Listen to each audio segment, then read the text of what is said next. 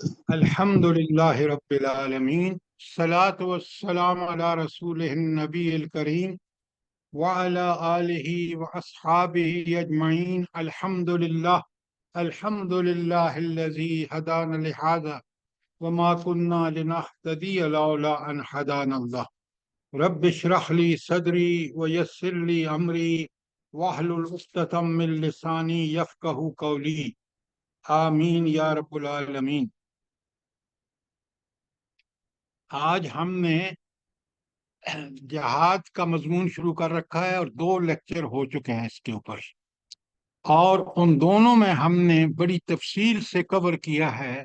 سب سے پہلے کہ جہاد کے لغوی اور اصطلاحی معنی کیا ہے، اور اس کے بعد تفصیل سے ہم نے کور کیا ہے جہاد کی فرضیت۔ اس پہ قرآن و حدیث سے ہم نے پورا استدلال جو قرآن اور سنت میں ہے وہ اس کو بیان کیا ہے، اور اسی طرح اس کے بعد جہاد کی فرضیت کے بعد جہاد کے مقاصد کیا ہیں اس کو بھی ہم نے تفصیل سے قرآن و سنت سے بیان کیا ہے۔ اور تیسرا ٹاپک جو ہم نے کور کیا ہے وہ ہے جہاد کی فضیلت۔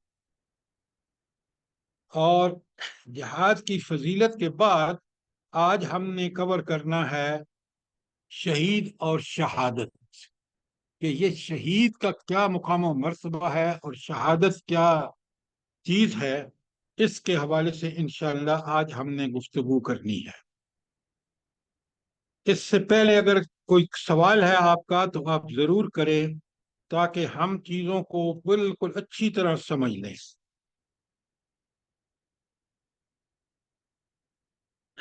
ہینڈ آؤٹ آپ سب لوگوں کے پاس ہے؟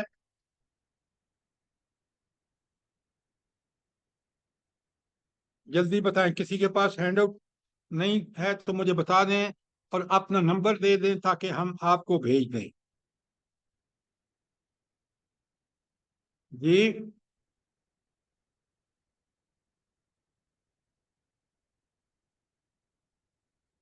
اگر آپ کے پاس سب کے پاس ہے تو بہت اچھی بات ہے۔ اور آج ہم شروع کریں گے جہاد جو ہے شہید اور شہادت۔ تو میں اس پہ جاتا ہوں۔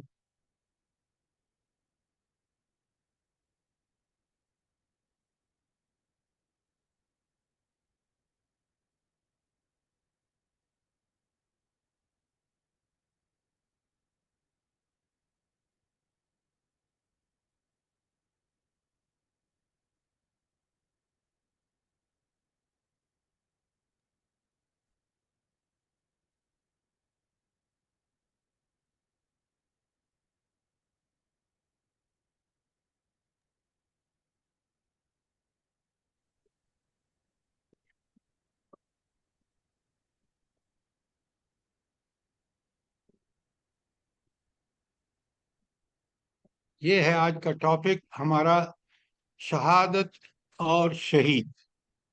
اب ذرا غور سے دیکھیے، اس میں جو ٹاپک ہم کور کریں گے وہ ہے شہید کی ابدی زندگی، اور پھر بار بار شہید ہونے کی تمنا، ترقی درجات کیا ہوتے ہیں شہید کے حوالے سے، اور شہادت دراصل مغفرت اور اللہ تعالیٰ کی خاص رحمت ہے اہل ایمان کے لیے۔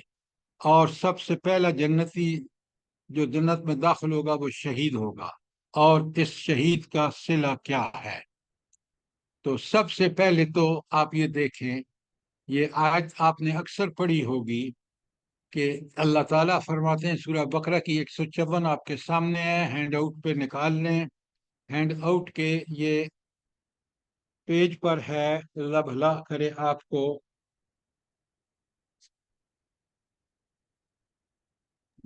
ہینڈ آؤٹ کا یہ پیج ہے آپ کا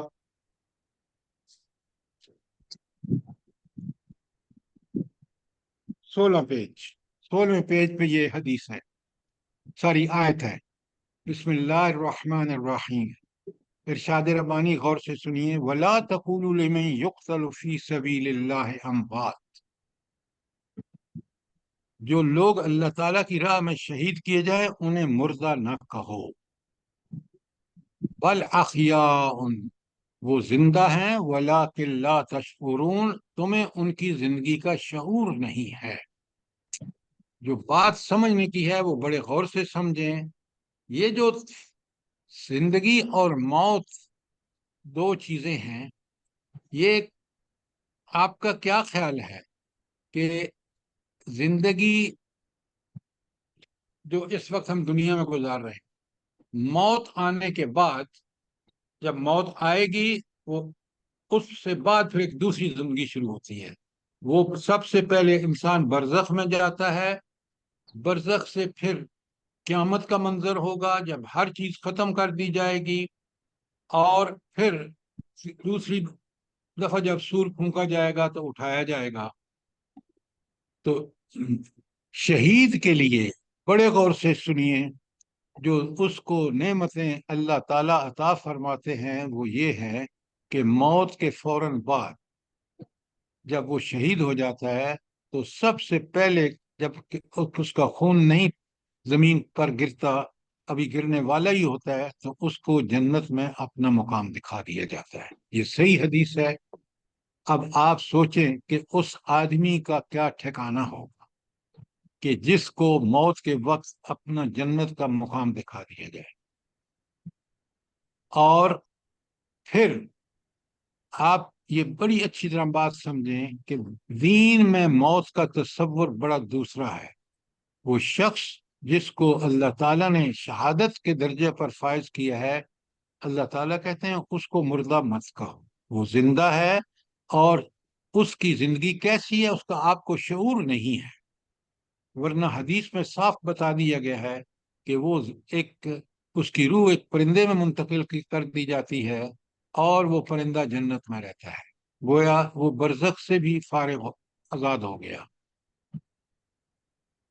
تو لیکن اس کے مقابلے میں بڑے غور سے سمجھیے کہ جب انسان کو موت آتی ہے اور ظالم اور مشرک ہوتا ہے، تو اس کو موت کے فرشتے جو آتے ہیں وہ، اور جو اس کا وقت گزرتا ہے برزخ میں، اور وہ قبر میں اللہ تعالیٰ اس کو عذاب میں مبتلا رکھتے ہیں، جہنم کی طرف سے اس کی کھڑکی کھول دی جاتی ہے، وغیرہ وغیرہ۔ لہذا وہ تو دنیا کی زندگی ادھر ختم ہوئی، ظالم اور مشرک کا عذاب کا معاملہ شروع ہو۔ لیکن یہ بندہ جو شہید ہوا ہے، جس نے اللہ کی راہ میں اپنی جان تک پیش کر دی ہے، اس پہ اللہ اتنا راضی ہے کہ اللہ تعالیٰ فرماتے ہیں وَلَا تَقُولُوا لِمَن يُقْتَلُ فِي سَبِيلِ اللَّهِ أَمْوَاتٌ، اس آدمی کو ہرگز مردہ نہ کہو جس کو اللہ کے راستے میں قتل کیا گیا ہے، وہ اللہ کے راستے میں مارا گیا ہے، بل احیاء، وہ زندہ ہے، اور اس کا آپ کو شعور نہیں ہے۔ تو میں نے بات آپ کے سامنے رکھی ہے کہ شعور کا مطلب یہ ہے کہ ہمیں نہیں پتا کہ اللہ تعالیٰ کی کن نعمتوں سے وہ لطف اندوز ہو رہا ہے، لیکن وہ شخص، میں آپ کو تاریخ سے ایک مثال دیتا ہوں۔ آپ نے دیکھا کہ حضرت سمیہ رضی اللہ تعالی عنہا ایک غلام عورت تھی، اور بالکل ابتدائی دور تھا مکی زندگی کا، نبی کریم صلی اللہ علیہ وسلم کی، تو مسلمانوں پر بڑے مظالم ہو رہے تھے۔ اس خاتون کو، جو پکی سچی مومنہ تھی، ابو جہل نے نیزہ مارا، اور نیزہ اس کے پیٹ میں گھس گیا، اور وہ خون کے فوارے چھوٹنے لگے۔ این اس وقت جب اس کے جسم سے خون کے فوارے پھوٹ رہے تھے، اس کے الفاظ ہیں فزت برب کعبہ، رب کعبہ کی قسم میں کامیاب ہو گئی۔ بھلا یہ کیوں الفاظ کہہ رہی تھی؟ جب اس کو تو درد سے چیخنا چرانا چاہیے تھا، وہ کیوں کہہ رہی تھی؟ جنت میں اپنا مقام جنت نظر میں آ ان گیا کا تھا۔ مقام نظر۔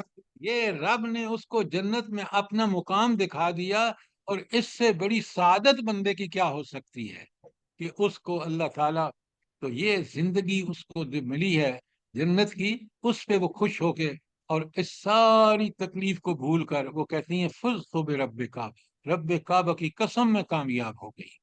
یہ ہے مومن کی زندگی، اور یہ ہے شہید کا مقام اللہ تعالیٰ کے ہاں۔ اسی طرح آپ نیچے بقرہ کی 169 to 171 سنیں، بڑے غور سے ترجمہ سنیں۔ اللہ تعالیٰ فرماتے ہیں فَلَا تَحْسَبَنَّ الَّذِينَ قُتِلُوا فِي سَبِيلِ اللَّهِ أَمْوَاتٌ، جو لوگ اللہ کی راہ میں قتل ہوئے ہیں انہیں مردہ نہ کہو، بل احیاء، وہ زندہ ہیں، عند ربہم یرزقون، وہ اپنے رب کے ہاں ان کو رزق ملتا ہے۔ اوپر کہا نا وَلَٰكِن لَا تَشْعُرُونَ بقرہ کی 154 میں، وہ اسی لیے کہا کہ جو رزق ان کو ملتا ہے اس کا آپ کو شعور نہیں ہے۔ اور سنیں تعالیٰ فرماتے ہیں فارحین بما آتاہم اللہ من فضلہ، جو کچھ اللہ تعالیٰ نے اپنے فضل سے دیا ہے اس پر وہ انتہائی خوش و خرم ہیں۔ وَيَسْتَبْشِرُونَ،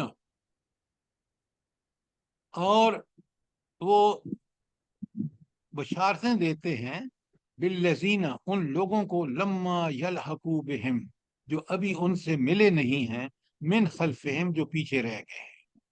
کیا مطلب ہے کہ ان کو اس بات کی خوشخبری دے رہے ہیں کہ اگر تم بھی اسی راستے پہ چلے اور تمہیں بھی اللہ تعالیٰ نے شہادت کے مقام و مرتبے پر فائز فرمایا تو تمہارے لیے بھی یہی نعمتیں ہوں۔ اور کہتے ہیں الا خوف علیہم ولا یحزنون، یہ بہت بڑی بات ہے۔ خوف کہتے ہیں کسی آنے والے پریشانی اور مسائل کی وجہ سے، اور حزن کہتے ہیں گزرے ہوئے مسائل اور پریشانیوں پر جو انسان کو تکلیف ہوتی ہے۔ میں مثال دیتا ہوں آپ کو، ہم سے ایسٹ پاکستان الگ ہو گیا، یہ ہمارے لیے اب گزرا ہوا زمانہ ہے، اس لیے حزن ہے، میں شدید غم ہے اس بات کا، خوف اس بات کا کہ یہ جو ملک میں تماشا لگا ہوا ہے، یہ آنے والے جو دن ہیں، یہ جو بجلی کے اتنے خوفناک آ رہے ہیں، اور اس پہ اربوں ڈالر جو ہے وہ دی جا رہی ہے لوگوں کی عیاشیوں اور فحاشیوں کے لیے، سارا ان کو کمپنسیٹ کیا جا رہا ہے غریبوں کے ٹیکس سے، تو اس کے جو ملک کی صورتحال ہوگی کیا ہوگی، کس قدر ہم پریشان ہیں، اس کو خوف کہتے ہیں۔ تو شہید کو نہ آنے والے مسائل کے بارے میں، پریشانیوں کے بارے میں کوئی خوف ہوگا اور نہ گزرے ہوئے، تو یہ ہے۔ اور پھر فرمایا یستبشرون بنعمت من اللہ وفضل، اور وہ اللہ کے انعام اور اس کے فضل پر پھر بروایا شاداں اور فرحاں ہیں۔ وَأَنَّ اللَّهَ لَا يُضِيعُ أَجْرَ الْمُؤْمِنِينَ، اور بے شک اللہ تعالیٰ مومنوں کے اجر کو ضائع نہیں کرتا۔ تو بھلا یہ اتنا بڑا اللہ کے راستے میں جان قربان کر دینا، اس کے دین کے، اس کے کلمے کی سربلندی کے لیے انتہائی قدم اٹھا لینا، تو اللہ کے ہاں اس کا یہ مرتبہ ہے، اور یہ ہے شہید کی ابدی زندگی۔ کوئی سوال، کوئی چیز کلیئر نہ ہوئی ہو؟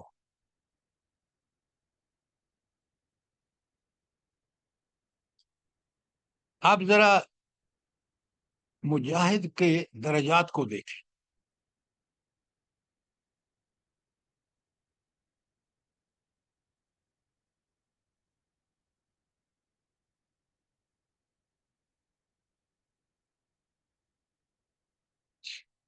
بار بار شہید ہونے کی تمنا۔ میں آیت کا ترجمہ پڑھوں گا تاکہ وقت بچے۔ آیت کے ٹیکسٹ آپ کے پاس ہے، نسائی اور احمد کی حدیث ہے، ذرا غور سے دیکھیے۔ قیامت کے روز ایک جنتی کو اللہ تعالیٰ کے سامنے پیش کیا جائے گا، جسے دریافت اللہ تعالیٰ فرمائیں گے اے فرزند آدم، تو نے اپنا ٹھکانہ کیسا پایا؟ ذرا غور فرمائیں، رب پوچھ رہے ہیں، رب تعالیٰ اس سے کہ تیرا جنت میں جو ٹھکانہ ہے، جو قبر میں تھا، وہ کیسا ہے؟ وہ جواب دے گا پروردگار مجھے خوب ٹھکانہ ملا۔ اللہ تعالیٰ فرمائے گا تمہاری کوئی اور طلب اور آرزو؟ اللہ اکبر۔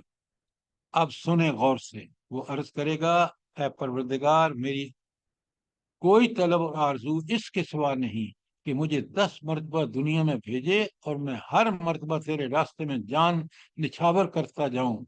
اس کی یہ آرزو شہادت کا مرتبہ عظیم دیکھ کر ہوگی۔ یہ کون سا آدمی ہوگا جو یہ کہے گا؟ کیونکہ اس نے آلریڈی شہادت پائی ہے، اور شہادت کے وقت اس کا خون ابھی زمین پر گرا نہیں تھا کہ اس کو جنت کا اپنا مقام دکھا دیا گیا. پھر جو اس کو رزق ملا جس کا ہمیں شعور نہیں ہے، اللہ تعالیٰ کے ان انعامات کی بنا پر وہ کہتا ہے مجھے کچھ بھی نہیں چاہیے، بس مجھے زندگی ملے اور میں 10 دفعہ زندگی ملے اور میں 10 دفعہ شہادت کا درجہ پا لوں. ذرا غور فرمائیے کہ کس قدر اللہ رب العالمین کی اس شہید اور شہادت کی اللہ کے ہاں کیا اس کا مقام اور کیا اس کا مرتبہ ہے.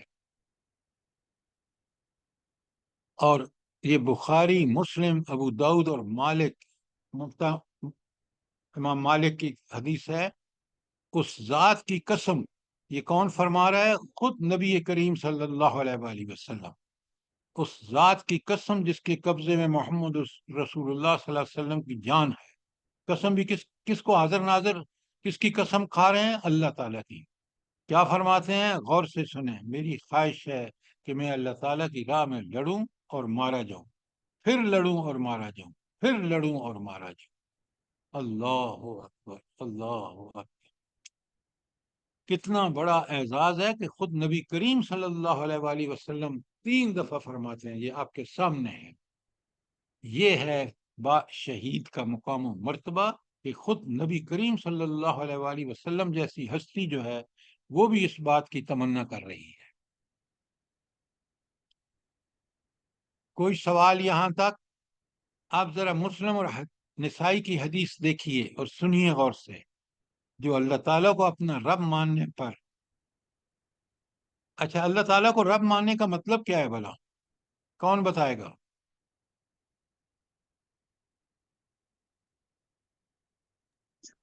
مالک یہ ہے کہ قدرت، مالک قدرت، پالنے والا، ہر چیز کا مالک، ہر چیز دینے والا، ہر چیز لینے والا، ہر چیز کرنے والا. جزاک اللہ. لیکن صحیح جواب یہ ہے کہ ہر جو میری پلنے بڑھنے زندہ رہنے کے لیے ہر ضرورت تھی، ربوبیت یہ ہے کہ اس نے مجھے پیدا کر کے میری سب ضروریات کو پورا کیا. اور یہ صرف رب تعالیٰ ایسی ہستی ہے، اس لیے اس کو رب کہتے ہیں. وہ پیدا بھی کرتا ہے، وہ مالک بھی ہے، وہ خالق بھی ہے، وہ رازق بھی ہے، وہ حاکم بھی ہے، وہ معبود بھی ہے.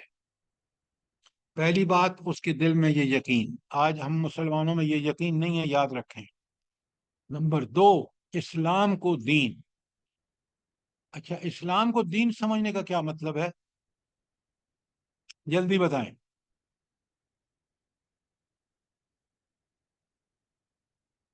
اس نے اسلام کو، بڑے غور سے سنیے، پورا زندگی کا ایک نظام ہے جس میں سب سے پہلے عقائد و ایمانیات ہیں، پھر اس کے اندر عبادات ہیں، فقہی عبادات، نماز، روزہ، حج، زکوٰۃ.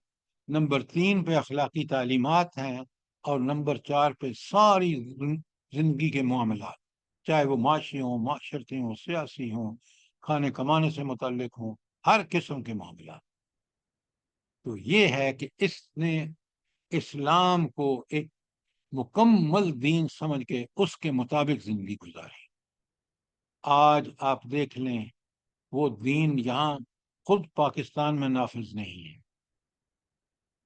اور تیسری بات کہ وہ محمد الرسول اللہ صلی اللہ علیہ وسلم کو اللہ کا رسول ماننے پر راضی ہو گیا.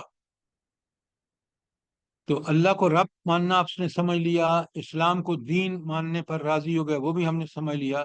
تو محمد رسول اللہ صلی اللہ علیہ وسلم کو رسول ماننا کیا مطلب ہے اس کا؟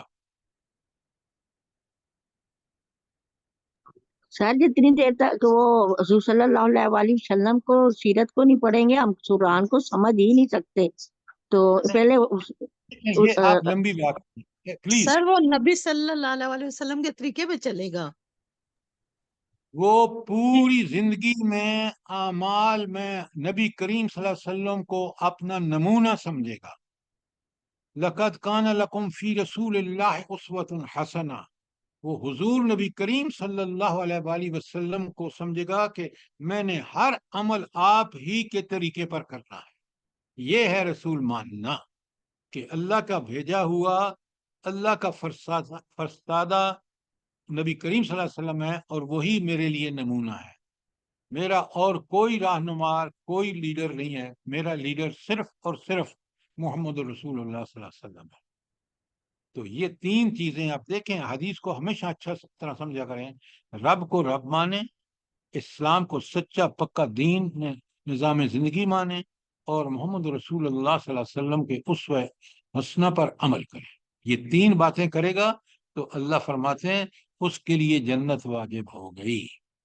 اب آپ اور میں اس آئینے میں اپنی شکل دیکھ لیں کہ کیا ہم رب کو اسی طرح رب مانتے ہیں، اسلام کو اسی طرح دین نظام زندگی پکا سچا اعلیٰ عرفہ، اور محمد رسول اللہ صلی اللہ علیہ وسلم کو کیا واقعی ہم نمونہ سمجھتے ہیں بہترین چیزوں کا؟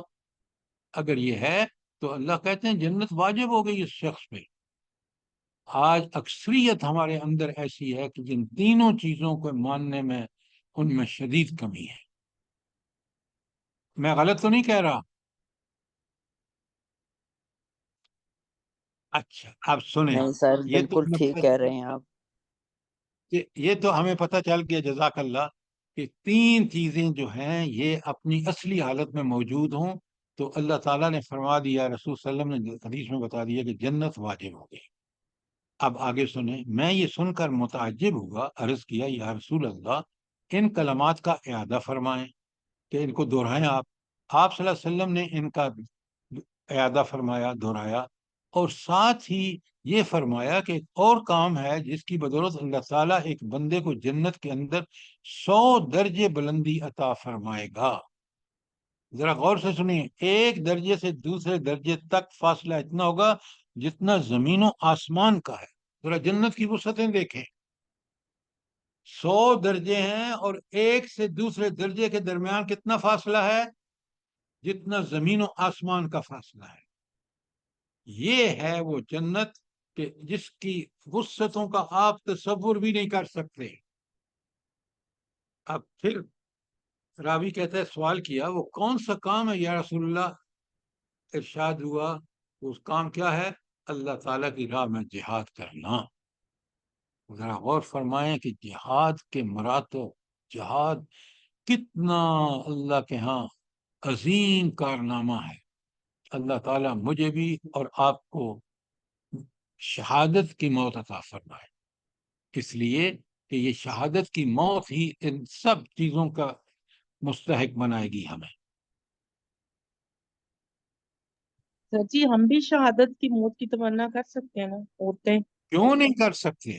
اللہ تعالیٰ سنیں، حدیث صحیح بتا رہا ہوں کہ اب غالباً آگے آئے گی، وہ صحیح حدیث یہ ہے کہ جس شخص نے شہادت کی تمنا نہیں کی، بڑے غور سے سنیے، شہادت کی تمنا اور آرزو نہیں کی، گویا وہ ایک قسم کے نفاق پر مرا۔ یہ اس حدیث کا مفہوم ہے۔ تو ہر مرد و عورت کو، آپ مجھے یہ بتائیں، یہ جو خواتین شہید ہو رہی ہیں غزہ میں،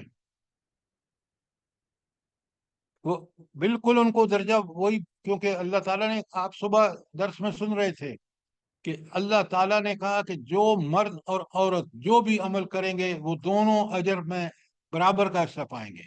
برابر کا مطلب ہے کہ ایک جو حصہ مرد کو ملے گا وہی عورت کو ملے گا۔ تو یہ عورتیں شہید ہیں یا نہیں، بتائیں مجھے۔ جی سر جی، شہید ہیں۔ بالکل۔ اچھا، اب آپ نے دیکھا کہ اللہ کے رسول صلی اللہ علیہ وسلم کہتے ہیں کہ میں نے حدیث آپ کے سامنے پڑھ دی، اور اب آپ چلیں، بار بار شہید ہونے کی تمنا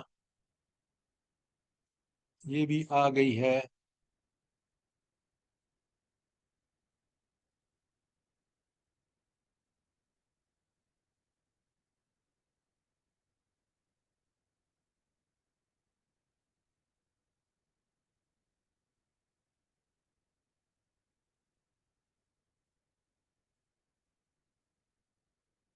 شہادت اور مغفرت و رحمت،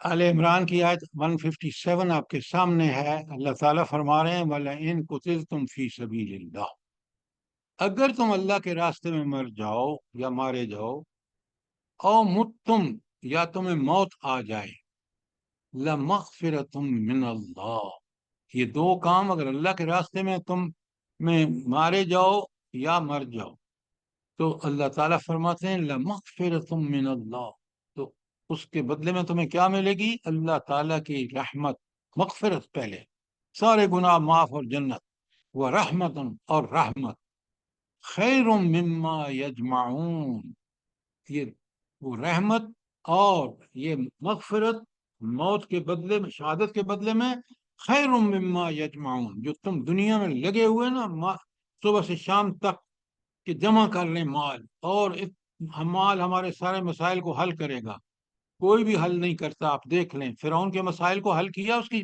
بادشاہت نے؟ مشرف صاحب کی موت کے راستے میں کوئی اس کو مدد کر سکا؟ ہرگز نہیں. تو دنیا کا مقابلہ جب آخرت سے کرتے ہیں تو آپ دیکھ لیں. کوئی سوال آپ سنیں. اللہ کے رسول صلی اللہ علیہ وسلم سے سوال کیا گیا کہ عرضا الا اول ثلاثۃ يدخلون الجنہ، 3 اشخاص میں سب سے پہلے جنت میں داخل ہوں گے، وہ مجھے دکھائے گئے. کون کہہ رہا ہے؟ نبی صادق.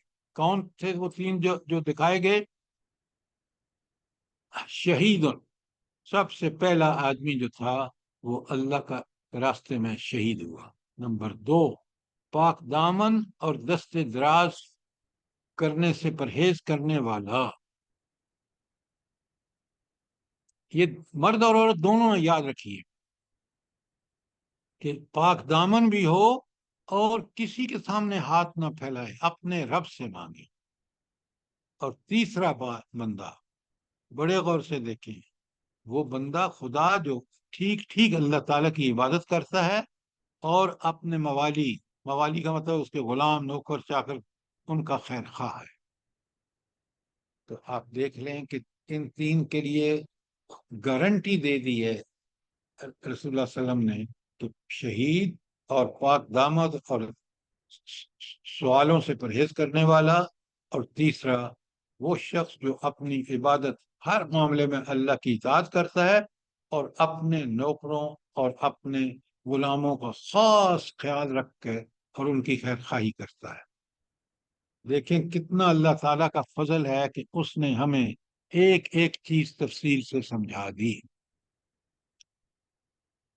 کوئی سوال یہاں تک؟ یہ بڑی ہر ایک حدیث آپ دیکھیں کتنی زبردست ہے. ترمذی، ابن ماجہ اور احمد کی نے رپورٹ کیا اس کو. اللہ تعالیٰ فرماتے ہیں اللہ کے پاس شہید کے لیے 7 انعامات ہیں. بڑے غور سے دیکھیں، سبحان اللہ. اللہ تعالیٰ ہمیں یہ درجہ، ہمیں شہادت کا مرتبہ عطا فرمائے. نمبر 1، خون کی پہلی دھار پھوٹتے ہی اس کی مغفرت فرمائی جائے گی.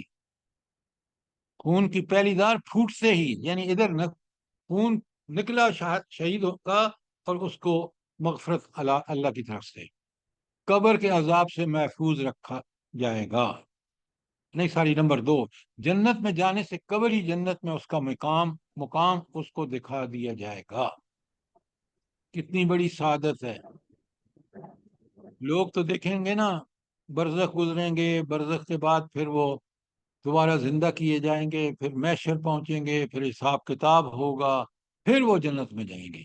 اور شہید جو ہے وہ سیدھا جنت میں. تو قبر کے عذاب سے محفوظ رکھا جائے گا. اور نمبر 4، انتہائی گھبراہٹ کے وقت جو روز محشر کو پیش آئے گی، مومن ساری عمل میں رہے گا. یہ گھبراہٹ بنا کیسی ہوگی؟ جلدی بتائیں. محشر کے میدان میں جب لوگ انتظار کر رہے ہوں گے حساب و کتاب کا، تو یہ گھبراہٹ کیسی ہوگی؟ حدیث نے کیا بتایا سر ہے؟ اپنے نامہ اعمال کا. نہیں میڈم، پتہ ہے کیا ہوگا؟ ہر آدمی گھبراہٹ کی وجہ سے اتنا پسینہ آئے گا جو اس کے گناہوں کے مطابق ہوگا، اور وہ کسی کے پاؤں تک آئے گا، کسی کے ٹخنوں تک آئے گا، کسی کے گھٹنوں تک آئے گا، کسی کے گلے تک آئے گا. کتنی گھبراہٹ ہوگی. تو دیکھیں مومن کو، ساری شہید کو کتنی بڑی رعایتیں اللہ تعالیٰ نے دی ہیں. نمبر 5، اس کے سر پر وقار، عزت و تکریم کا تاج رکھا جائے گا جس کا ایک یاقوت بھی دنیا اور ما فیہا سے بہتر ہوگا. ذرا غور فرمائیں، تاج بھی کیسا کہ ایک یاقوت، دنیا اور ما فیہا کا اندازہ لگائیں، پوری دنیا کی دولت اور جو کچھ اس میں ہے. 6 بہتر کشادہ چشم عورتیں اس کی زوجیت میں دی جائیں گی. وہ زندگی کی دیگر تقاضے ہیں، دیگر لذتیں ہیں، اللہ تعالیٰ نے وہاں بھی کس طرح ان چیزوں کا بندوبست کیا ہے. نمبر 7، اپنے 70 رشتہ داروں کے بارے میں اس کی شفاعت قبول کی جائے گی. اچھا، یہ 70 رشتہ دار کیسے رشتہ دار ہوں گے بلا؟ نیک جلدی اعمال بتائیں. کرنے والے، جن کے اعمال بھی نیک ہوں گے. نہیں ہر نہیں کسی نہیں نہیں کو نہیں. نہیں نہیں، بڑے غور سے سمجھ. یہ جو مارجنل کیسز ہوں گے. مارجنل کیسز کا مطلب کیا ہے کہ وہ ان کے اعمال تولے جائیں گے اور نیک اعمال ذرا سے تھوڑے ہوں گے، ہلکے ہوں گے، اور ہاں برے اعمال بھاری ہوں گے اور نیک اعمال ذرا سے کم ہوں. اس کو مارجنل کیس کہتے ہیں. تو اللہ تعالیٰ ایسے 7 رشتہ داروں کو، ایسا نہیں کہ جو جہنمی مقدر ہو چکا تھا وہ اللہ سے کہے گا کہ اس کو بھیج دے. اللہ، آپ کو پتہ ہے سبحان اللہ جب ہم پڑھتے ہیں تو ہمیں سوچ کے پڑھنا چاہیے کہ جب ہم سبحان اللہ کہتے ہیں تو اس کا مطلب یہ ہے کہ وہ رب جو ہے وہ ہر عیب، ہر نقص اور ہر خامی سے پاک ہے. وہ اللہ کس طرح جس نے خود جہنم مقدر کر دیا اس کے اعمال کی وجہ سے، وہ اس کو کسی سفارش کے پر بھی قابو ہے. صرف سفارش ہوگی ان رشتہ داروں کے بارے میں جو اس مارجنل کیسز پہ ہوں گے، جن کے نیک اعمال تھوڑے سے کم ہوں گے ان کی برے اعمالوں سے. جس طرح اگر ہم بھی جب پرچے چیک کرتے ہیں تو ہم یہ دیکھتے ہیں کہ ایک آدمی اگر فرض کیجئے 40 پاس مارکس ہیں، وہ 39 لیتا ہے، تو وہ آپ خود انسان بھی کہتا ہے کہ یار یہ تو بالکل قریب پہنچ گیا ہے. ہم دوبارہ اس کو پیپر چیک کرتے ہیں، ری چیک کرتے ہیں، پھر ہم دیکھتے ہیں کہ کہیں ہم سے سختی کی وجہ سے کوئی نمبر کم تو نہیں رہ گئے. لہذا پھر اس کو ری چیکنگ میں وہ پاس ہو جاتا ہے، کیونکہ ایک نمبر اس کو کہیں نہ کہیں مل جاتا ہے کہ دیکھیں یہ اس نے اتنا اچھا جواب لکھا ہے.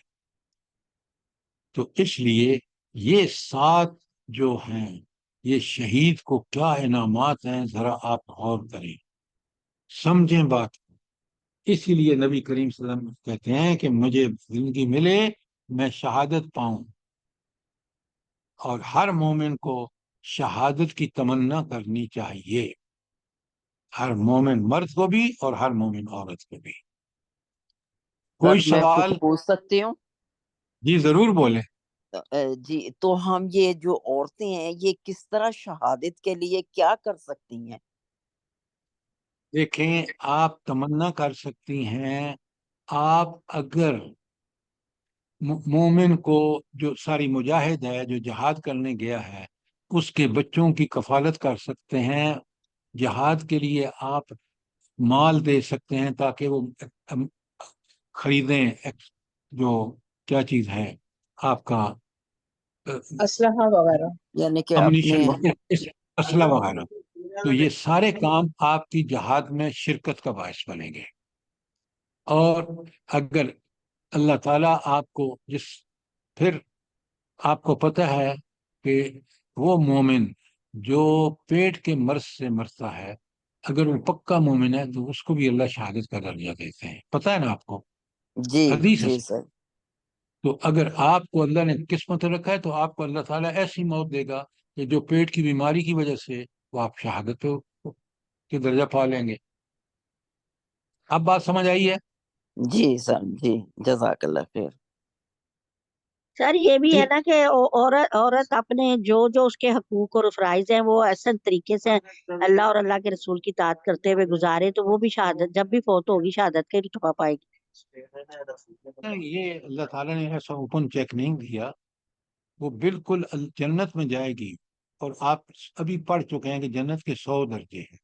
اور ایک سے دوسرے درجے کے درمیان دنیا اور جتنی آسمان و زمین کے درمیان اتنی جگہ ہے، تو وہ اس کو اعلیٰ ترین مقام مل جائے گا. لیکن شہادت کا درجہ تو جو شہادت پائے گا اللہ تعالیٰ اس کو شہادت کا مقام پر فائز کرے گا. بات سر کیا کلیئر ہے؟ یہ بھی ٹھیک ہے؟ سر کیا یہ بھی ٹھیک ہے کہ اگر طالب علمی کے زمانے میں کوئی وفات پاتا تو وہ بھی شہید کہلاتا ہے؟ دیکھیں طالب علمی کا مطلب کیا ہے؟ جو پی ایچ ڈی کر رہا تھا، جو ایم فل کر رہا تھا، جو ایم ایس کر رہا تھا، امریکہ میں پڑھ رہا تھا، بالکل نہیں. ہاں، جو اللہ کے دین کو سیکھ رہا تھا اس مقصد کے لیے، دنیا کے لیے نہیں کہ کل وہ امام لگ کے اتنی تنخواہ مل جائے گی، وہ اس لیے دین سیکھ رہا تھا کہ وہ اللہ کے دین کے لیے کام کرے. اب اس کو اگر موت آ جائے گی تو پھر وہ شہادت کا درجہ عطا پائے گا. آپ آج دیکھ لیں، میں نے دنیا بھر میں دیکھا ہے، پاکستان میں دیکھ لیں، لوگ عقل مند اس کو سمجھیں جس کے پاس ڈگریاں ہیں. قرآن اولو الالباب، اہل عقل، ساری آیتیں آپ کے پاس ہیں، میں بھیج چکا ہوں، پڑھیں آپ ان کو. اولو الالباب قرآن کے نزدیک عقل مند وہ ہے جو اللہ کے دین قرآن و سنت سے رہنمائی حاصل کر کے ان پر عمل کرے. سوال کریں اگر چیز کلیئر نہیں ہے تو. یہ آپ دیکھیں نا، اسکولوں میں تعلیم دی جا رہی ہے لادینیت کی، اور اس پہ قرآن کی آیتیں لکھی ہوئی ہیں، لا حول ولا قوت الا باللہ.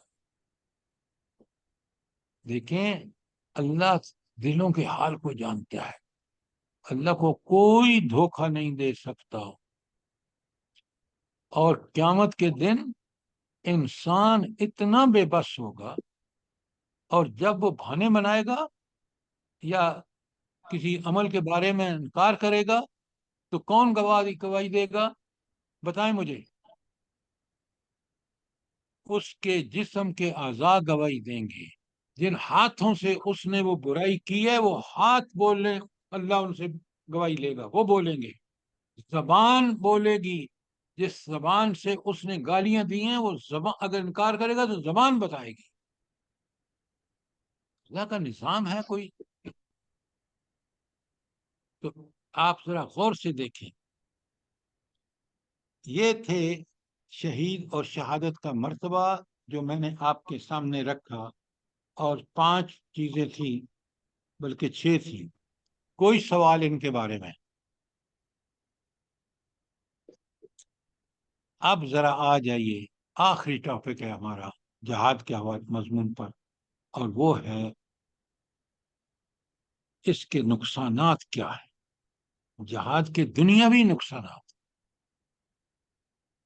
آپ آج دیکھ رہے ہیں، بہت اچھی طرح دیکھ رہے ہیں کہ جہاد کا جو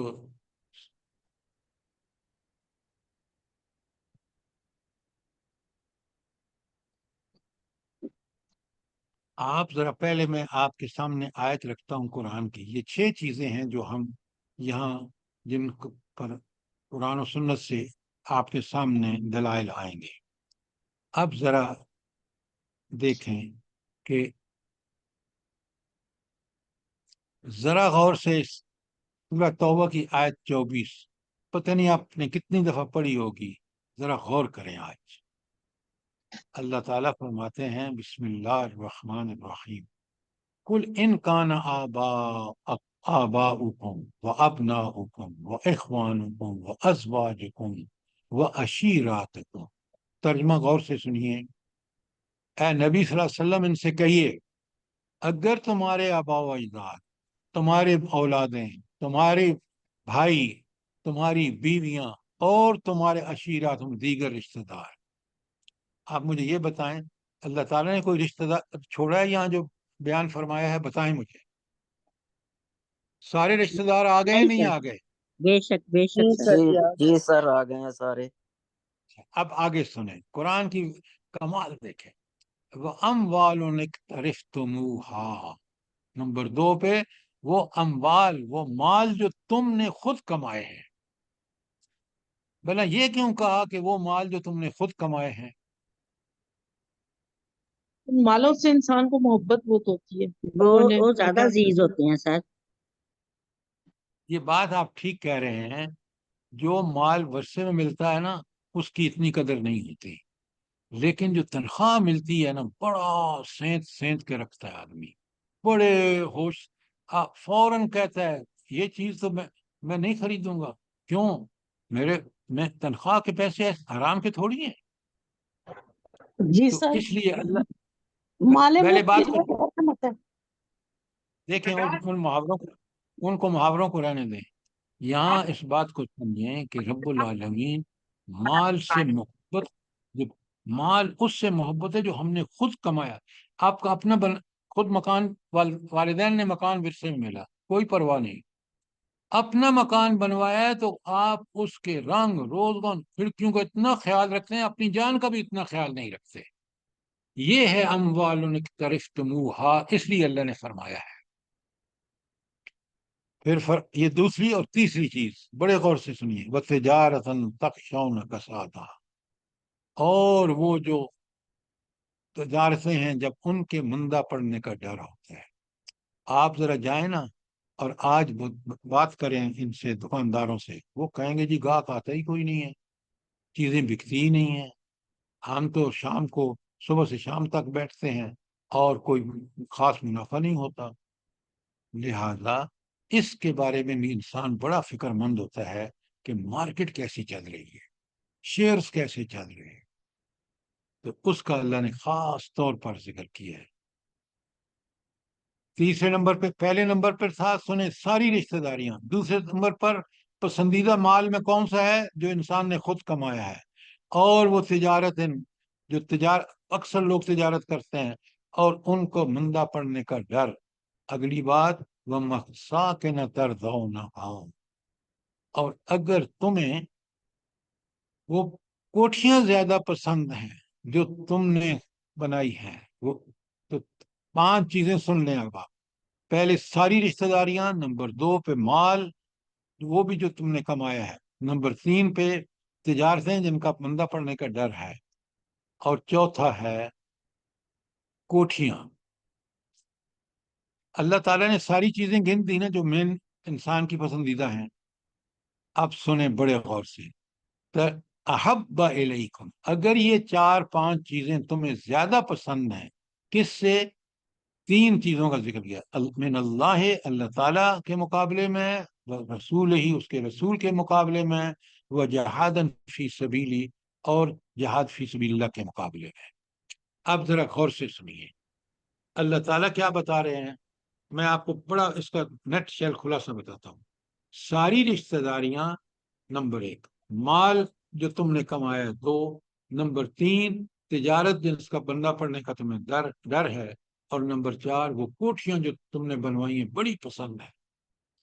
اگر یہ چیزیں 4 چیزیں تمہیں زیادہ محبوب ہیں، کس کے مقابلے میں؟ اللہ تعالیٰ، رسول صلی اللہ علیہ وسلم، اور جہاد فی سبیل اللہ. اس کے مقابلے میں یہ 3 چیزوں کے مقابلے میں وہ پہلی 5 چیزیں تمہیں زیادہ پسند ہیں، تو اللہ تعالیٰ ریڈ میں نے لکھا ہے، آپ دیکھ رہے ہیں، فتربصوا، پھر ذرا انتظار کرو، حتی یاتی اللہ بامرہ، یہاں تک کہ اللہ اپنا فیصلہ لے آئے. یہاں فیصلے سے مراد کیا ہے؟ اللہ اپنا عذاب لے آئے. فیصلہ عذاب. یہاں اگر یہ آج آپ دیکھ لیں، میں اور آپ خود پہلے دیکھیں، باہر مت دیکھیں، باہر بعد میں دیکھیں کہ کیا یہ 3 چیزیں ہمیں محبوب ہیں، محبوب تر ہیں، اور یہ 5 پہلی چیزیں جو ہیں ان کے مقابلے میں ہمیں اللہ، رسول اور جہاد فی سبیل اللہ زیادہ محبوب ہے، تو پھر ہم مومن ہیں.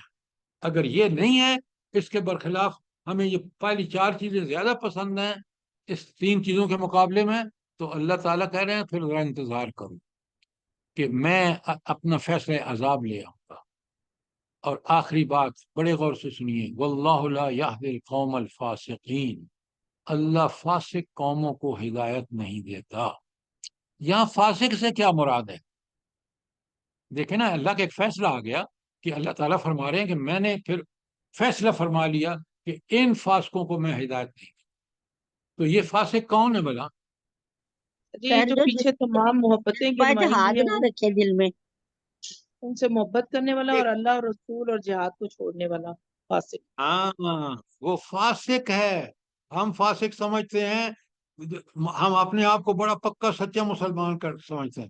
یہ ہے مومن کی ڈیفینیشن، اور یہ ہے وہ جس کو اللہ تعالیٰ بخشے گا اگر اس کو اللہ اور رسول اور جہاد فی سبیل اللہ جو ہے وہ زیادہ محبوب ہے اپنی ان تمام چیزوں سے. اور اب آپ خود، میں اپنا جائزہ لوں اور اپنے گرد پیش دیکھوں، ملک کو دیکھوں، عدالتوں کو دیکھوں، اسٹیبلشمنٹ کو دیکھوں، افسروں کو دیکھوں. آپ مجھے بتائیں اللہ تعالیٰ کا یہ معیار جو ہمارے سامنے ہے، اس کے مطابق ہم زندگی گزار رہے ہیں یا نہیں؟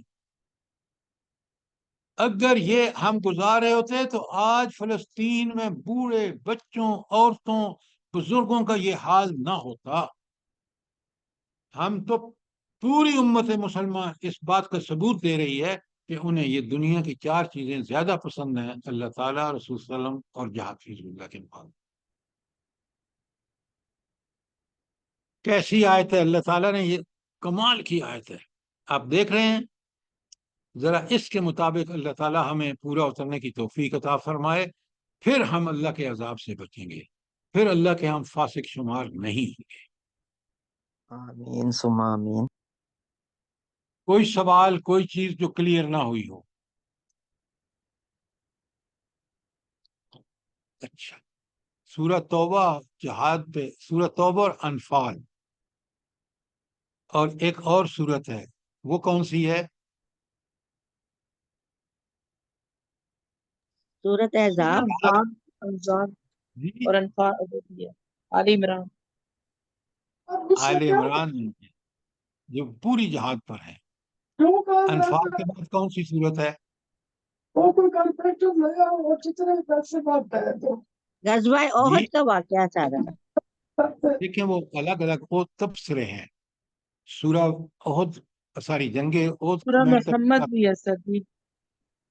سورہ محمد میں سورہ بھی قتال محمد کی اجازت ہے، جی. لیکن یہ سورت انفال اور سورہ توبہ یہ پوری جہاد و قتال کے بارے میں ہے. اب سنیں سورہ توبہ کی 39 آپ ہیں. الا تنفرو، اگر تم نے اٹھو، الا، ہاں اگر تم نہ اٹھو گے، الا تنفرو، اگر تم اللہ کی جہاد کے لیے نہیں اٹھو گے، جہاد کا قتال فی سبیل اللہ کے لیے نہیں اٹھو گے، یعذبکم عذابا علیما، اللہ تمہیں شدید عذاب دے گا. وہ یستبدل قوما غیرکم، اور پھر تمہیں کسی دوسری قوم سے تبدیل کر دے گا. ولا تضرہ شیئا، اور تم اللہ کا کچھ بھی بگاڑ نہیں سکو گے. کیوں؟ واللہ علی کل شیء قدیر، اللہ تو ہر چیز پر قادر ہے. آپ ذرا آپ غور سے دیکھیں کہ یہاں کیا انذار، کیا دھمکی ہے. بالکل آپ دیکھ لیں آج جو کشمیر، وہاں ساری کشمیر میں بھی ہو رہا ہے، ہمارے سامنے ہو رہا ہے، اور کس طرح ہم ہندوؤں کی چاکریاں کر رہے ہیں آپ کے سامنے ہے. لیکن اس وقت برننگ ایشو پوری دنیا کے مسلمانوں کے لیے جو مسئلہ فلسطین میں چل رہا ہے، غزہ میں چل رہا ہے، اگر تم الا تنفروا، اگر تم نہیں اٹھو گے تو اللہ تعالیٰ تمہیں شدید عذاب میں مبتلا کرے گا، اور پھر کسی دوسری قوم کو لے آئے گا، اور پھر تم اللہ کا کچھ بگاڑ بھی نہیں سکتے، کیونکہ واللہ علی کل شیء قدیر. تو یہ اللہ کا ایک اصول بیان ہوا ہے کہ جو قومیں فرار حاصل کرتی ہیں جہاد سے، قتال سے، تو اللہ تعالیٰ ان کو پھر عذاب دیتا ہے اور ان کی جگہ دوسری قومیں آ جاتی ہیں. اور تاریخ دیکھ لیں، آپ پڑھ لیں انبیاء کے حالات کہ کس طرح، آپ دیکھیں کہ قوم موسیٰ کو دیکھیں، بڑی مثال ہے کہ کس طرح اللہ نے ان کو نجات دی، اور پھر حضرت موسیٰ کے ساتھ انہوں نے کس طرح کا رویہ اختیار کیا. وہ گائے ذبح کرنے کا واقعہ ہو یا بت پرستی کا واقعہ ہو، اور ساری چیزیں دیکھ لیں، یا جہاد و قتال کا موقع ہو، تو اگر قومیں اس طرح بیہیو کریں گی تو اللہ تعالیٰ کا عذاب آئے. آپ دیکھیں 40 سال تک وہ صحرا گردی کرتے رہے. کیوں؟ انہوں نے نبی کی بات کو نہیں مانا. یہ تو تھی نا سورہ توبہ کی آیت 39. کوئی سوال ہو؟ اب بالکل وہی بات سورہ انفال، جو اصل میں تو تبصرہ جنگ بدر پر ہے، لیکن وہاں بڑی اصولی باتیں اللہ نے فرمائی ہیں. ایک بات آپ کے سامنے، الا تفعلوہ، اگر تم یہ کام نہیں کرو گے، الا تفعلوہ فتنۃ فی الارض، زمین میں بہت بڑا فتنہ ہوگا، وفساد کبیر، اور بہت بڑا فساد برپا ہوگا. اگر مسلمان جہاد و قتال کے ذریعے برائیوں کو نہیں مٹائیں گے، اللہ کے کلمے کو بلند نہیں کریں گے، تو دو چیزیں جو آج آپ دنیا پر بھری پڑی ہے، ایک ہے فتنہ فی الارض، زمین میں سخت فتنہ فساد، اور دوسرا بڑا فساد. آپ دیکھ لیں اللہ کی بات کتنی برحق ہے. اچھا، یہ جہاد نہ کرنے کے بڑے بڑے نقصانات ہیں. اچھا، یہ تو ہو چکی ہے.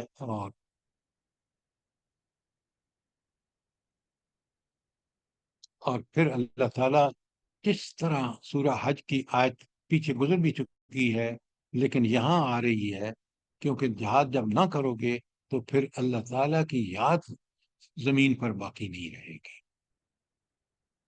کیا مطلب ہے اللہ کی یاد زمین پر باقی نہیں رہے گی؟ پہلے ہمیں سمجھنا تو چاہیے. بڑے غور سے سنیے. اگر اللہ کا کلمہ نیچا ہو جائے اور طاغوت غیر اللہ کی بات جو ہے وہ دنیا میں غالب ہو جائے، اس کا دیکھ رہے ہیں آپ انجام آج اپنے ملک میں دیکھ لیجیے.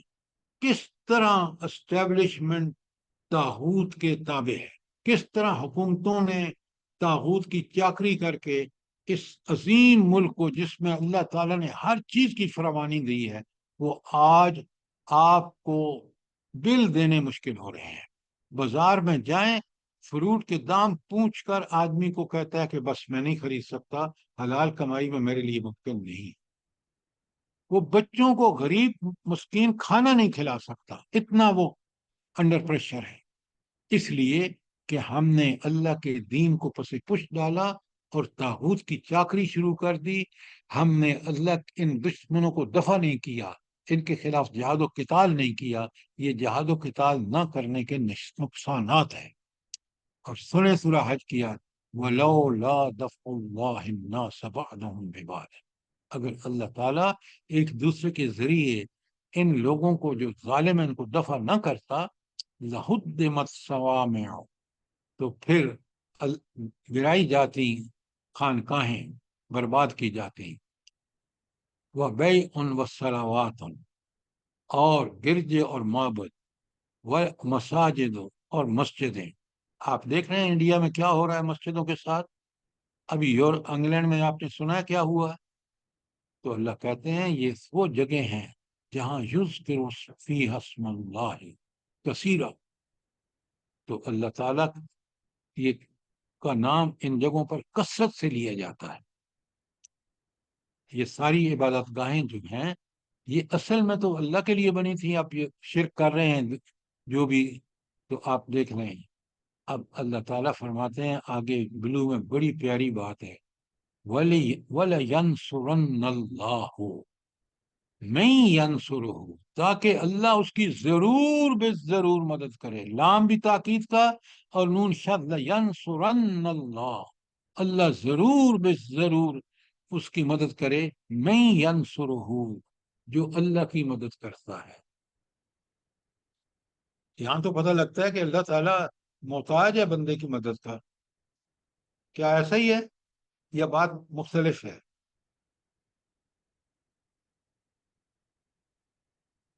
جلدی بتائیں.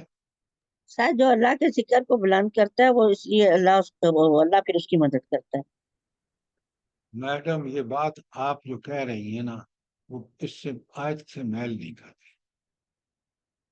آیت کا مفہوم یہ ہے، جہاد و قتال کی بات ہو رہی ہے نا، تو اللہ تعالیٰ کتنا کریم ہے کہ وہ جہاد و قتال جو کرتا ہے فتنے کو مٹانے کے لیے، اللہ کے کلمے کو بلند کرنے کے لیے، اس کو اللہ کہہ رہا ہے کہ میں ینصرہ، جو اس کی مدد کرے گا اللہ اس کی مدد کرے گا۔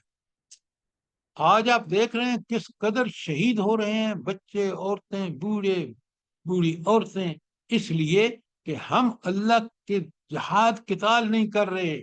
اللہ تعالیٰ جہاد و قتال کو کہتا ہے میں ینصرہ، جس نے اس اللہ کی مدد کی، تو جہاد و قتال کو اللہ اپنی مدد قرار دیتے ہیں، گویا اللہ تعالیٰ اس بندے کو یہ سمجھتے ہیں کہ وہ میری مدد کر رہا ہے، یہ اس کا احسان ہے کہ اس عمل کو اللہ تعالیٰ اللہ تعالیٰ کی مدد اس کو گردانتے ہیں۔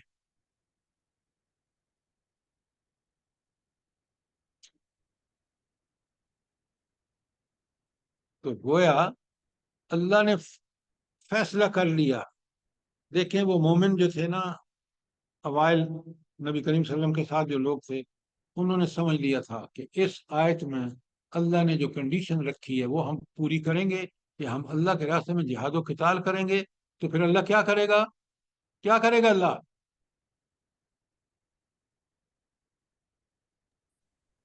لَيَنْصُرَنَّ اللہ، اللہ ان کی ضرور بے ضرور مدد کرے گا۔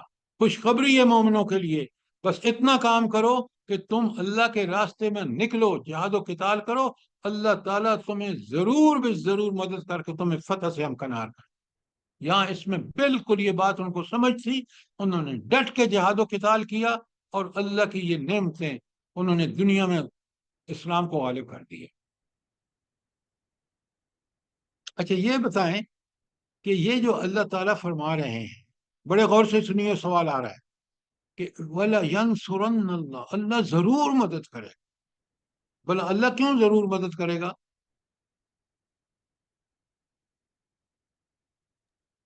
سر جلدی اللہ کے بتائیں کلمے کو بلند کرنے کے لیے اپنی جان قربان کرنے کے لیے نکلے ہیں، تو پھر اللہ ان کی میڈم، مدد ضرور کرے گا۔ ابھی تک آپ قرآن کی آیت کو اندر نہیں رہتے۔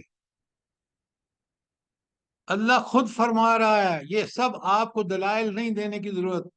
اللہ کا اس لیے ضرور ان اللہ لقوی عزیز، وہ جو مدد کرنے والا ہے، طاقت بھی اسی کے پاس، قوت بھی اسی کے پاس، اور غلبہ بھی اسی کے پاس۔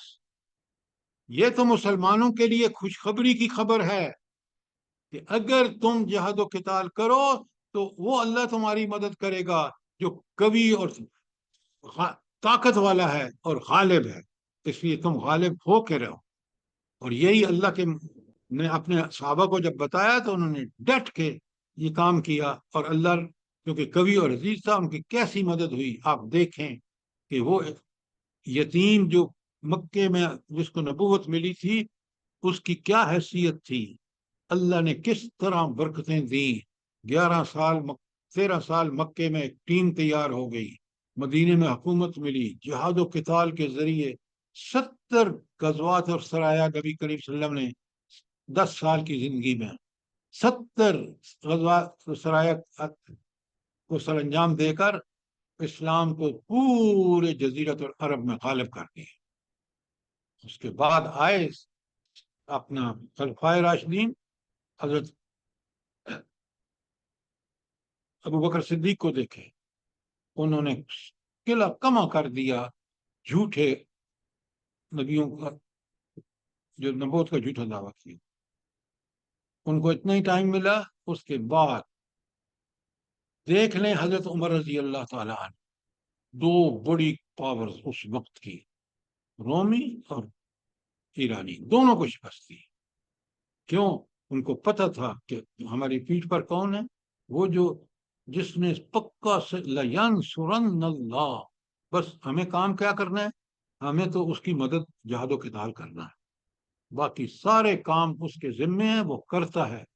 تو آپ دیکھ لیں ابھی افغانستان میں دیکھ، اور انشاءاللہ یہی چیز آپ وہاں دیکھیں گے کہ جب مومن اٹھیں گے، اور وہ میں سمجھتا ہوں کہ اللہ تعالیٰ نے ان کو یہ بڑا جذبہ دیا ہے فلسطینیوں کو، تو اللہ تعالیٰ ضرور ان کی مدد کرے گا جس طرح اس نے پہلے افغانوں کی مدد کی. انشاءاللہ سر، اس کی ذات بہت بلند ہے. بے شک. کوئی سوال، کوئی چیز؟ اللہ اچھا، تعالیٰ ہمارے مسلمانوں کے دلوں میں جذبہ جہاد کا پیدا کرتے اور مومن بنا دے. یہ آپ کی دعا بہت اچھی ہے، لیکن جب تک ہم قرآن کو نہیں پڑھیں گے، قرآن کو نہیں سمجھیں گے، قرآن پر عمل نہیں کریں گے، نبی کریم صلی اللہ علیہ وسلم کے طریقے پر نہیں کریں گے، تو یہ اس سے پہلے نہیں ہونے کا، یہ شرط ہے. اب سنیں، بے شک. آج کی ہماری حالت. مسند احمد اور ابو داؤد کی حدیث آپ کے سامنے ہے. جب لوگ درہم و دینار کے حریص ہو جائیں گے اور جنس بازار میں آنے سے پہلے ہی اس پر بیع کرنے لگیں گے، بیچنے لگیں گے، اور بیلوں کی دمیں پکڑ کر کھیتی باڑی میں لگ جائیں گے اور جہاد کو چھوڑ دیں گے، تو اللہ تعالیٰ ان پر سخت آزمائش مسلط کرے گا، اور وہ اس وقت تک نہ نکل سکیں گے جب تک اپنے دین کی طرف لوٹ کر نہ آئیں، یعنی جہاد کو قائم نہ کریں. آپ ذرا بڑے غور سے دیکھیں، یہی کھیت، یہی مربے، یہ زمینیں کتنی پروڈکٹیو تھیں، اور آج سے ذرا آپ میں اس عمر کا ہوں الحمدللہ کہ میں نے یہ جو مالٹے اور آم جو ہے نا، یہ کبھی میں نے 1 روپے سیر سے زیادہ نہیں خریدے. 1 روپے کلو یہ آنوں میں ہوتے تھے. آج 300 روپے کا 1 کلو ملتا ہے آم. 300. سیب سیب 300 روپے کلو ہے. کیوں؟ یہ ساری ہمارے اوپر مصیبتیں اللہ کے دین کو چھوڑنے کی وجہ سے.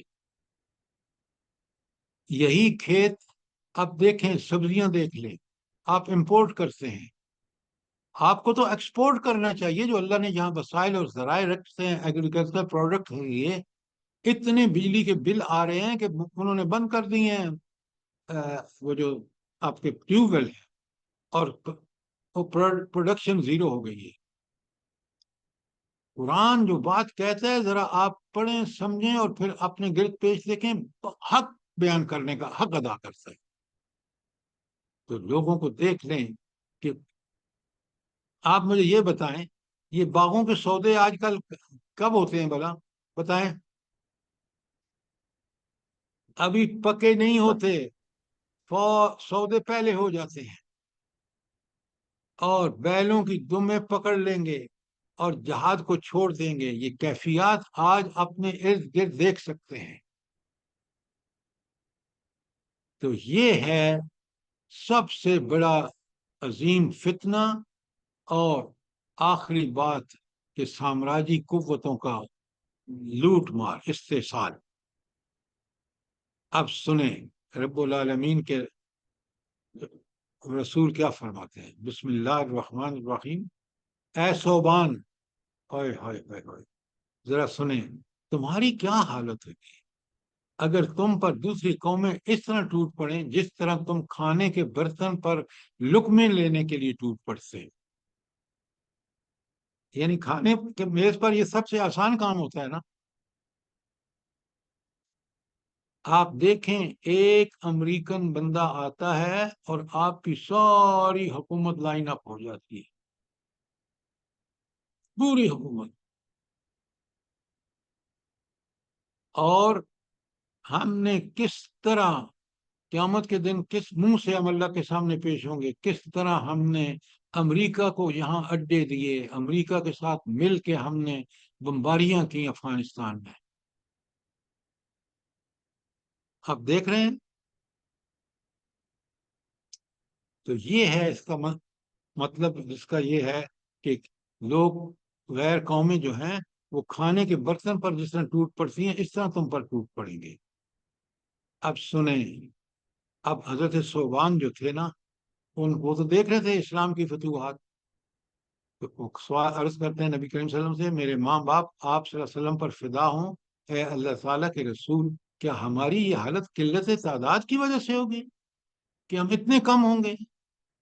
فرمایا نہیں، یہ بات نہیں، بلکہ تعداد میں تم زیادہ ہوگے جو آج آپ دیکھ رہے ہیں، لیکن تمہارے دلوں کے اندر کمزوری اور بزدلی ہو جائے۔ کتنی برحق بات ہے، آپ دیکھ لیں۔ دوسرے صحابہ نے دریافت فرمایا یا رسول اللہ کمزوری سے کیا مراد ہے، وہن کیا چیز ہے؟ سرور دو عالم نے فرمایا تمہارا دنیا کی محبت میں گرفتار ہو جانا اور لڑائی سے جی چرانا، یہ کمزوری ہے۔ اچھا آپ یہ بتائیں ہم طاغوت کے غلام کیوں ہیں؟ بتائیں ذرا۔ سر مادہ پرستی اور خواہش پرستی کی وجہ سے۔ ہاں، لیکن یہ اس وجہ سے کہ ہم نے اس کے نتیجے میں اپنے بچوں کو لگا دیا ہے لادینی تعلیم کے پیچھے۔ ایک کمپٹیشن ہے، بچے بچیاں اسکول کالج دیکھ لیں، ان کے ماحول دیکھ لیں، ان کے انداز دیکھ لیں، ابھی آپ کو پتہ چل چکا ہے جو کچھ ہو رہا ہے وہاں۔ تو ہم دنیا کے محبت میں دنیا کی ڈگریاں، آپ مجھے بتائیں افغانستان میں مجاہدین کے پاس کتنی ڈگریاں تھیں؟ بتائیں نا مجھے۔ امریکہ اور جو اس کے حواری تھے ان کے سب پاس کوئی ڈگریوں کی کمی تھی؟ سوچیں ذرا، باتوں کو کلیئرلی سمجھیں۔ سر یہ اس میں آرام طلبی بھی آ جائے گا نا، کہ آرام طلبی کی اب بچے مزے سے موبائل ہاتھوں میں پکڑے گئے لیٹے ہوئے اور کچھ بھی نہیں، ان کے اندر کوئی جذبہ ہی نہیں ہے۔ بالکل آپ ٹھیک کہہ رہے ہیں، یہ دنیا کی محبت کے جسم کو زیادہ سے زیادہ سہولیات، اے سی میں بیٹھیں اور پتہ نہیں کیا کیا، ہم جو ہے اس دنیا کی محبت میں کس طرح اللہ تعالیٰ کی نافرمانیاں کر رہے ہیں۔ دنیا میں انسان آرام کے لیے نہیں آیا، آرام اس کو ملے گا اعلیٰ ترین جنت میں جا کے۔ دنیا میں لقد خلقنا الانسان فی کبد، وہ آیا ہے آزمائشوں کو سر کرنے کے لیے، آزمائشوں کو اوور کم کرنے کے لیے۔ دنیا میں اس کو ہمیشہ اللہ کے دین کو غلبے کے لیے اس کو بالکل پوری بھرپور کوشش کرنی ہے۔ اگر یہ چھوڑے گا، یہ دیکھ لیں سارے نقصانات آپ کے سامنے۔ سر جی ایک بات کرنی تھی، یہ جی 4 دن فرمائیں۔ پہلے کی بات ہے کہ 3-4 دن پہلے کی بات ہے کہ ایک والدہ کا فون آیا کہ آپ پلیز دعا کیجیے گا، میرے بچوں کا نا آج سائنس کمپٹیشن ہے، دونوں بچوں کا، تو ان کے لیے ضرور آپ نے دعا کرنی ہے۔ تو بچے 3 دن سے آ رہے تھے، انہیں سبق نہیں یاد ہو رہا تھا قرآن کا، نہ ہی انہیں سنتیں جو سکھائی جا رہی تھی وہ انہیں پتا تھا، پوچھا جاتا تھا تو آگے سے نہ وہ عمل کر رہے تھے اس پہ۔ تو وہ پھر میں نے انہیں ایک سخت سا میسج کیا، میں نے کہا قرآن آپ انہیں یاد کرواتی نہیں، سنتوں کے اوپر عمل ان کا ہے نہیں، اور آپ مجھے کہہ رہی ہیں کہ میں ان کے سائنس کمپٹیشن کے لیے دعا کروں۔ یہاں بہت اچھا، اندازہ ہونے لگا۔ آپ نے بہت اچھا کیا۔ اس سے آپ کو اندازہ ہو جاتا ہے کہ قرآن ہمارے نزدیک نعوذ باللہ نعوذ باللہ کس قدر کم درجے کی چیز ہے، اور دنیا کا امتحان اس کی ماں، اس کا گھر، اس کے بچے، کہ آپ سے کہتے ہیں دعائیں کریں ذرا کہ وہاں کامیاب ہو جائیں۔ یہی تو سب سے بڑی دنیا پرستی ہے۔ یہ بالکل آپ نے بات جو بتائی ہے یہ ہم سب کا معاملہ ہے، اور ہم اپنے بچوں کو لگے ہوئے ہیں کہ لادین بنا کے چھوڑتے ہیں، ہم وہ سیکولر یا ایتھیسٹ بن جاتے ہیں، اور پھر وہ مغرب کے ایسے پجاری ہوتے ہیں کہ جیسے آپ آج دیکھ رہے ہیں، آپ کی اسٹیبلشمنٹ ہو، آپ کے ججز ہوں، آپ کی بیوروکریسی ہو۔ تو آج ہم نے 2 چیزیں کور کی ہیں، حالانکہ یہ تیسرا آخری لیکچر ہے جہاد پر۔ اچھا، اگلا میرا اپنا خیال یہ ہے کہ ہم جہاد بالنفس، کہ اپنے نفس کے خلاف جہاد سب سے پہلا ضروری ہے۔ نفس ٹھیک ہوگا تو سارے کام آگے ٹھیک ہوں گے۔ تو آپ کا کیا خیال ہے، ہم جہاد بالنفس نیکسٹ ٹاپک رکھ دیں؟ جی سر، جی سر، سر بالکل۔ جی بالکل، بہت امپورٹنٹ ہے یہ۔ تو انشاءاللہ اگلا جہاد بالنفس کا میں ہینڈ آؤٹ آج بھیج دوں گا آپ کو، اور اس کو خوب پڑھیے سمجھیے، اس لیے کہ سب سے پہلے جو ہمیں اللہ تعالیٰ پوچھے گا کہ آپ نے اپنے نفس کے حوالے سے قرآن و سنت پر کہاں تک عمل کیا. اس کو آپ نے صبح سنا تھا نا کہ نفس لوامہ ہم اس کی اصلی حالت ہے، اور ہم نے اس کو کیا بنانا ہے؟ نفس لوامہ کو کیا بنانا ہے تربیت کے ذریعے؟ نفس مطمئنہ. نفس مطمئنہ. اور یہ بنے گا جہاد بن نفس کے ساتھ، کہ نفس کو جہاد سے بالکل اللہ کا تابع کر دینا. یہ انشاءاللہ ہمارا ٹاپک ہوگا. آپ ضرور یہ میں ہینڈ آؤٹ آپ کو بھجوا دیتا ہوں، آپ اس کو پڑھیں، سمجھیں. اللہ تعالیٰ مجھے بھی اور آپ کو عمل کی توفیق دے.